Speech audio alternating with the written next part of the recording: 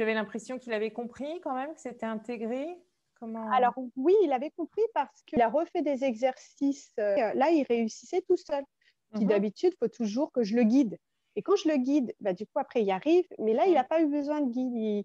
Il réussissait tout seul. Et puis, bah, du coup, il était même content de lui et tout ça. Et puis, bah, forcément, bah, là, après, quand on a reçu les résultats, bah, pas complètement démoralisé, quoi. Ah bah, c'est sûr, oui, travailler et puis que ça porte pas ses fruits. Ok, donc on va aller regarder ça.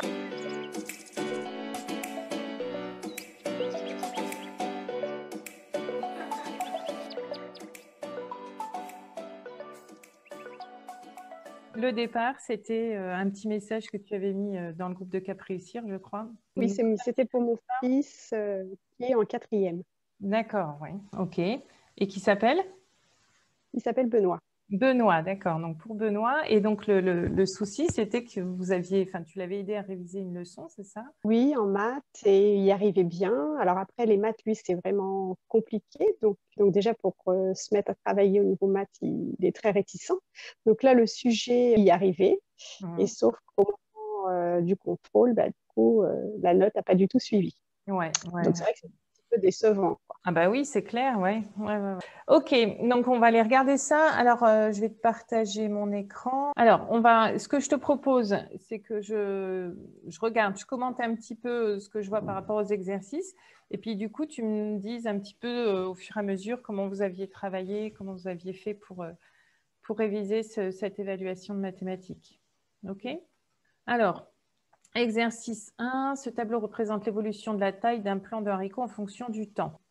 Donc là, tu vois, par rapport à ce qu'il a fait, déjà, il y a un problème de respect de la consigne. Donc du coup, par rapport à ça, quand vous aviez révisé, est-ce qu'il en avait fait des graphiques? Est-ce qu'il en avait refait? Non, Non. Et tu vois, dans mes parce que... souvenirs, non.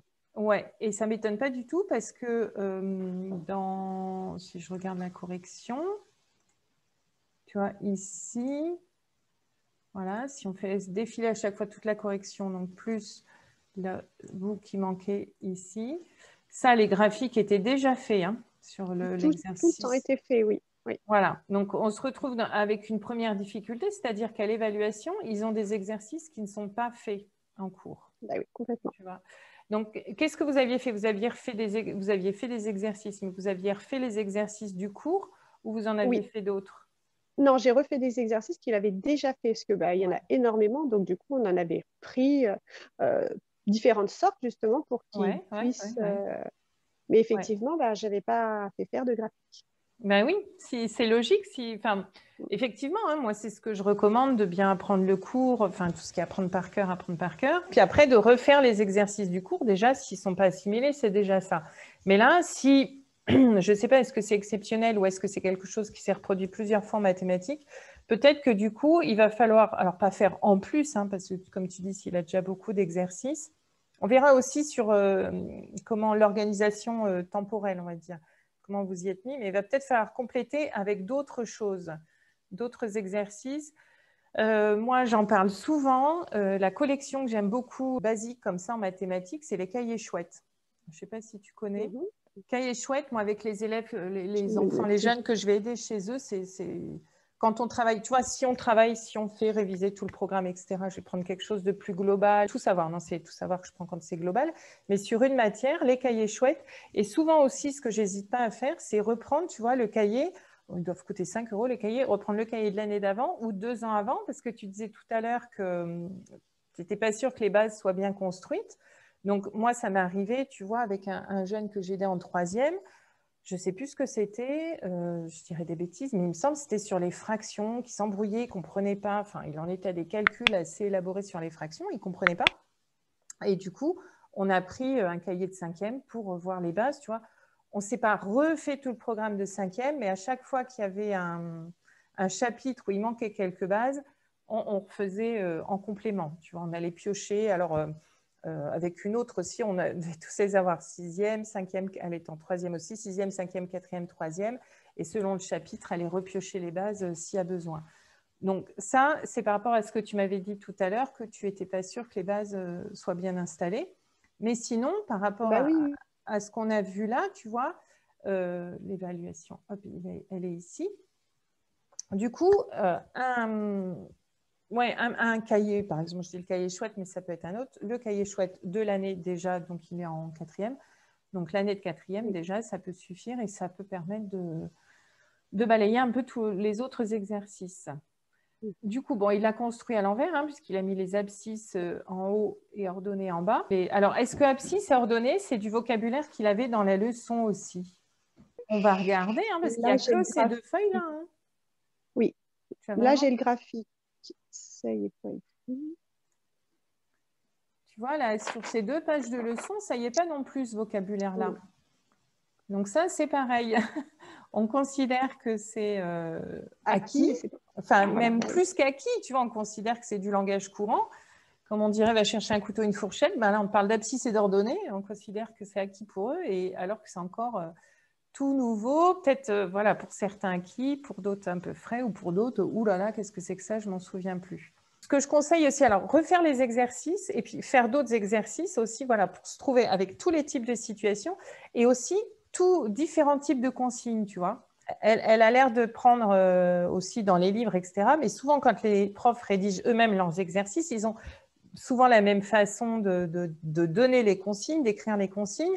Et puis ici, pour l'évaluation, ils vont aller piocher quelque chose à gauche, à droite. Il va y avoir des termes, tu vois, abscisse et ordonnée, que du coup, par exemple ici, abscisse ordonnée, que les jeunes n'ont pas rencontré dans les exercices. Donc c'est pour ça que prendre d'autres exercices, ça peut être pas mal aussi. Le prix payé proportionnel à la masse de café acheté, le fournisseur a représenté cette situation par le graphique ci-contre.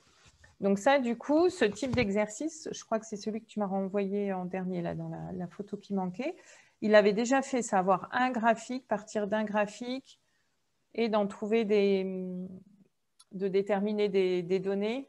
Le volume de glace, je ne vois pas bien ce qui est écrit, mais en clair, dans cet exercice, il devait avoir le graphique qui était donné.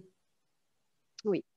Ouais, du coup, je vais redire ce que j'ai dit puisque ça avait coupé l'enregistrement. Oui, du coup, tu me disais que la prof était absente et que du coup, même quand elle est là, ils ne prennent pas forcément le temps de bien lire les cours. Ils font d'abord les exercices et après leur donnent la leçon et puis voilà, le résumé de la leçon est là.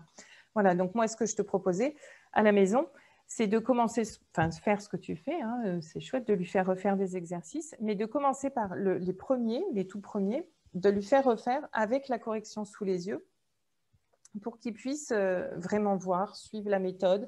Voilà, tu disais les mots qu'elle utilise, et puis aussi, voilà, la méthode. Hein. On va reprendre du coup cet exemple-là. Voilà, dans cet exercice-là où il faut lire directement, regarder directement sur le graphique. Hop. Et bien du coup, là, dans sa correction, elle n'a pas expliqué, elle n'a pas dit on trace un trait là, on trace un trait là, elle a juste dit par lecture graphique.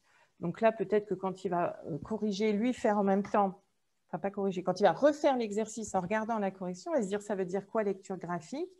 Et puis, du coup, comprendre, se rappeler qu'il faut tracer les traits correspondants. D'accord.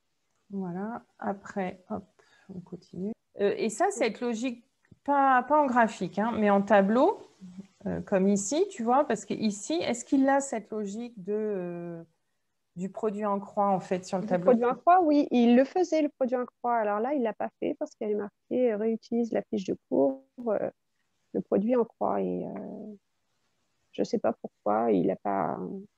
Eh oui, je me suis posé la question, parce que là, effectivement, autant celui-là et puis celui-là, on ne retrouvait pas ça dans le cours, mais par contre, celui-là, j'ai vraiment l'impression que c'était le même genre d'exercice qu'il avait eu en cours, quoi. Oui, complètement.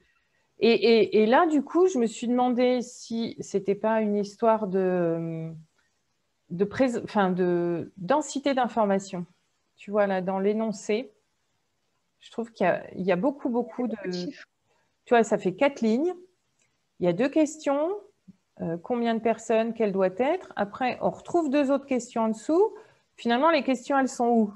Tu vois? C'est une logique de l'exercice qui n'est pas simple, parce qu'il faut lire l'énoncé. Il faut voir qu'il y a 2 questions. Combien de personnes peut-on alimenter? Quelle doit être l'aire de ces 2 panneaux? Après, complète le tableau et après, utilise ce tableau pour répondre aux 2 questions. Donc, pas évident, mais sinon, il a bien rempli. Et là, il n'avait pas calculé du coup. Et ouais, on dirait que, tu vois, que ça... un côté oh, c'est bon, je lâche, tu vois, j'y arrive pas, j'en ai marre. Ça me fait Oui, ça, parce que déjà, cet effet-là. oui, ça lui demande tellement d'énergie. Du coup, il s'épuise vite. Et du coup, là, je pense que, oui, il a vu tous ces chiffres. Il s'est dit, non, là, c'est pas possible, je peux plus, quoi. Ça va faire. Oui, sûrement. Ouais. Parce que quand je l'ai fait, parce que la correction, on l'a fait à la maison. Donc, là, quand j'ai décortiqué avec lui, il a été capable de me le faire. Ouais. Alors, du coup, attends, faut pas que j'oublie parce que du coup, ça me fait penser à plusieurs choses. Alors, la première chose déjà peut-être à lui dire, c'est quand il a une évaluation comme ça, de la regarder en entier et de repérer les exercices qui lui semblent les plus faciles. Tu vois, parce Oui, que ça, je lui ai peut-être dit. que s'il avait commencé par celui-là, peut-être que du coup, il aurait eu encore suffisamment d'énergie pour le réussir, le faire correctement. Ça, voilà. Après, la deuxième chose aussi, le deuxième conseil peut-être que je peux lui donner, puisque je ne l'ai pas vu là, c'est d'avoir un surligneur, tu vois, et de surligner dans l'énoncé les chiffres importants. Bon, après quelques petits soucis techniques, on va reprendre la fin. Alors, du coup, si on résume un petit peu tout ce que je t'ai proposé donc, comme petit conseil, donc il y avait donc continuer ce que tu fais, c'est-à-dire refaire les exercices qui ont été faits en classe. Ça, c'est très bien. Ce n'est pas la peine d'aller voir tout de suite ailleurs. De refaire les exercices en classe, mais dans un premier temps, avec la correction sous les yeux pour qu'ils construisent vraiment ce qu'a voulu faire la prof, qu'il élabore en même temps. Ça lui permettra voilà, de poser des petites questions et peut-être de mieux comprendre. Ensuite, il peut enfin, ça va dépendre selon les chapitres, etc., aller compléter avec d'autres exercices qu'on trouve ailleurs. Donc moi, je le dis toujours, j'aime bien la collection des cahiers chouettes. Et donc, voilà, il y a une petite leçon générale qui est très claire, qui est très bien expliquée. Les exercices sont très progressifs. Alors, pour les exercices justement sur le cahier chouette, alors les exercices pour la leçon, tu les refais avec lui, tu es à côté, tu réponds à ses questions, voilà, vous reconstruisez la leçon ensemble. Après, quand c'est des exercices, d'autres exercices d'entraînement, moi, ce que je te recommande, c'est de ne pas être à côté de lui à ces moments-là. Mais vraiment, pas du tout, hein, c'est de quitter la pièce, de partir ailleurs. Donc ça, j'en ai parlé dans ma vidéo sur développer l'autonomie de l'enfant, donc je ne vais pas redévelopper ici, hein, toutes ces étapes vers l'autonomie. Et une étape qui peut paraître anodine pour nous les parents, mais qui est importante pour eux quand même, c'est cette étape où on est à côté de l'enfant quand il fait. On ne l'aide plus, mais on est à côté. Et rien que ça, déjà, ça peut énormément rassurer. Par exemple, il va se dire, oui, si je démarre mal, si je me trompe, elle va m'arrêter, elle va me remettre sur la bonne voie. Donc, des fois, ça peut juste le rassurer. Et en fait, quand il va se trouver au moment de l'évaluation, mais il n'aura plus du tout cette présence pour le rassurer, il sera vraiment seul. Donc, on l'habitue à la maison en le laissant vraiment seul, en partant. Alors, la première fois, tu vas pouvoir lui dire, quand vous commencez à mettre ça en place, lui dire de faire juste un exercice et tu quittes la pièce vraiment.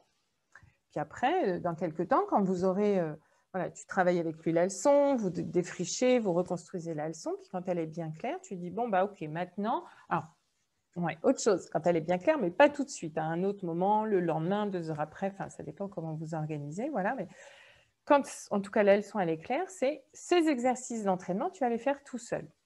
Donc, tu le laisses, voilà, et il fait sa page tout seul pendant peut-être 30 minutes, par exemple. Oui, important aussi d'utiliser un minuteur, hein, de chronométrer le temps, parce que ça, c'est aussi un facteur de stress en évaluation. Donc, on n'a plus le parent qui est là pour nous rassurer, nous guider, nous dire, allez, ça va aller. Et en plus, il y a cette histoire de temps. Donc, on l'habitue vraiment en lui disant, voilà, tu as par exemple 30 minutes, alors ce n'est pas la peine que ça dure plus longtemps, mais 30 minutes pour faire ta page d'exercice. Voilà, donc après les stratégies Paulan, les évaluations, les a dit, je les redis. Donc, commencer par des exercices faciles. Utiliser un surligneur aussi. Oui, c'est ce qu'on était en train de dire quand ça a coupé. Donc, je vais revenir. On parlait de cet exercice-là, voilà, qui était typiquement un exercice aussi qu'il a l'habitude de faire et qui a complètement... qu'il a séché. Voilà, il a rendu page blanche sur cet exercice-là.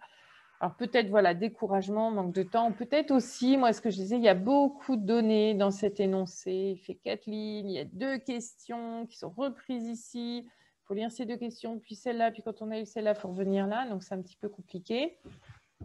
Et beaucoup de données. Donc, moi, ce que je suggère, c'est toujours pour comprendre les énoncés, les consignes, c'est d'utiliser un surligneur. Surligner, alors, les mots importants. Alors voilà, avec des plus jeunes, on surlignerait par exemple les mots entoure, encadre, etc. Et là, c'est pas ça qui va nous aider. C'est pas de souligner les mots, de surligner, pardon, les mots complètes. Non.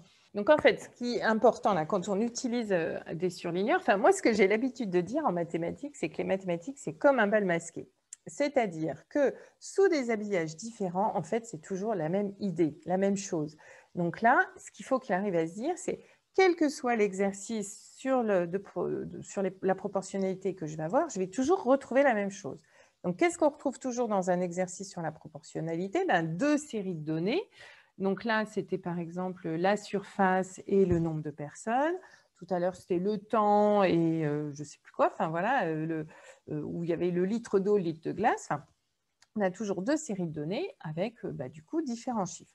Donc même l'idéal, ce serait du coup d'utiliser deux couleurs de surligneur, une pour la première série de données et une autre pour la deuxième série de données. Et puis même, on pourrait utiliser une troisième couleur pour le coefficient de proportionnalité qu'on nous donne ou qu'on calcule. Et du coup, de se dire, quel que soit l'exercice, je vais toujours retrouver ça. Voilà, c'est un petit peu lui donner un guide, un fil à suivre. Tu sais, c'est comme quand on démêle une pelote, là, des fils qui sont tout emmêlés. Il faut trouver le premier fil et commencer à le tirer. Ben là, c'est pareil, c'est ce petit fil. J'ai repéré mes deux séries de données. Voilà. Donc, du coup, quand il revoit une leçon de maths, on a dit première étape, on reprend la leçon, les exercices corrigés par la prof, etc., qu'on refait avec la correction sous les yeux pour construire la leçon. Après, on peut faire quelques petits exercices d'entraînement que la prof a donnés. On peut en faire d'autres, voilà, ailleurs. Et si, au moment où on reconstruit la leçon ou au moment où on fait les exercices d'entraînement, on se rend compte que ton enfant, enfin, vous vous rendez compte que ton fils, il y a quelque chose qui n'a pas construit, qui n'est pas clair, d'avant, des années d'avant, il ne faut pas hésiter à aller repiocher dans les cahiers d'avant, hein. Le cahier de 6e, de 5e, enfin voilà, on remonte autant qu'on a besoin, mais on ne se refait pas tout le programme, on prend juste cette partie du chapitre qui nous intéresse et on revoit juste cette partie-là. Et bien évidemment, pas le même jour que tout le reste. On va se faire, par exemple, un jour, on reprend la leçon de la prof. On s'est rendu compte qu'il manquait des bases. Le lendemain, on va revoir le programme de 6e sur cette partie-là. Et puis le lendemain, on va aller faire des exercices d'entraînement. Voilà, ça se fait en plusieurs jours. Pas trop longtemps, ce n'est pas la peine d'y passer trop longtemps dessus à chaque fois. Mais chaque jour, une petite partie, parce qu'au final, si on fait tout le même jour, après, tout va s'embrouiller. Donc ça, c'était si on reprend des bases, mais même si on reste sur notre programme de cette année, donc sur le programme de 4e, c'est pareil, hein. On va faire par exemple un jour lecture de graphique, un autre jour construire un graphique, un autre jour les produits en croix. Voilà, pas tout mélanger et que tout ne s'embrouille pas. Voilà les petits conseils que j'avais à te donner là-dessus.